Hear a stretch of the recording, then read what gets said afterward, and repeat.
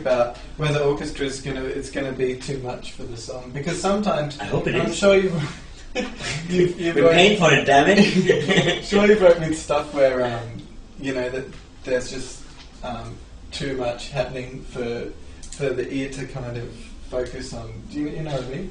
Yeah. And I think it's good that we're really building up things so that he gets used to them and then add some more, and then, you know, it's kind well, of, you know, one of the, just to give you a look at into the future, the reason for maybe having the guitars and the orchestra all mashed up together is to build that wall of sound. Yeah.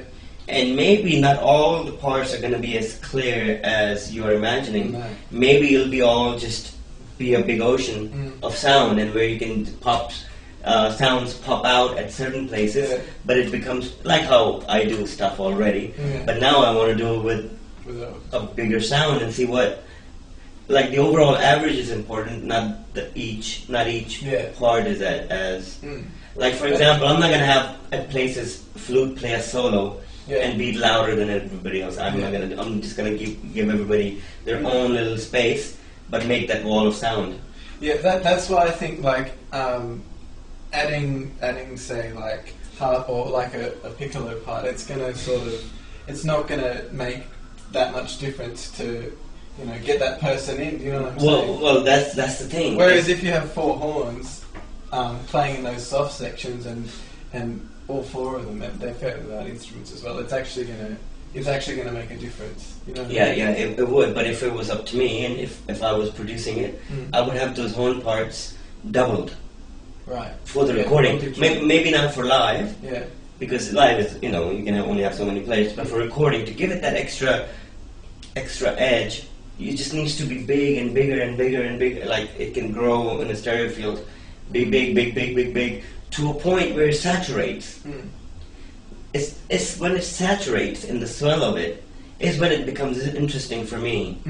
Yeah. You know what I mean? Yeah. And waiting for that saturation, and even when you mix it on recording consoles, you leave room for that saturation, and it's called the headroom. Yeah.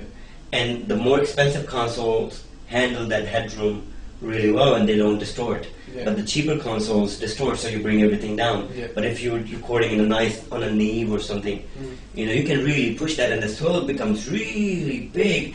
And then when you end it back to the silence mode, where it's just the voice, it's like climbing up a mountain, you know, and then staying on top, and then everything quiets down. If you're recording to tape as well, it makes a difference. Yeah.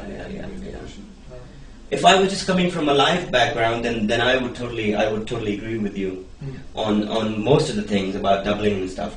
But recording is just a different animal, you know. You gotta kind of layer things and give it that. Otherwise, it just doesn't happen. It sounds small, you know.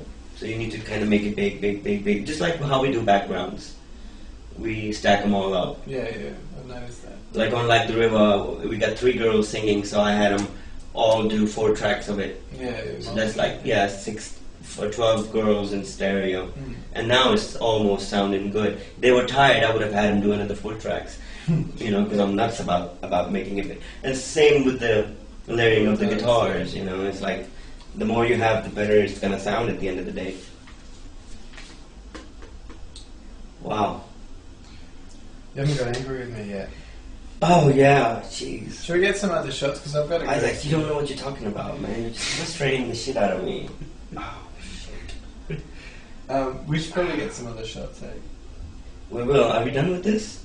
And we got to do this. So, what we're going to do, I'm going to keep in touch with the guys and keep developing these episodes to take them to a point where we're recording or whatever. So, we're going to catch up with you next time when we meet again and discuss the song.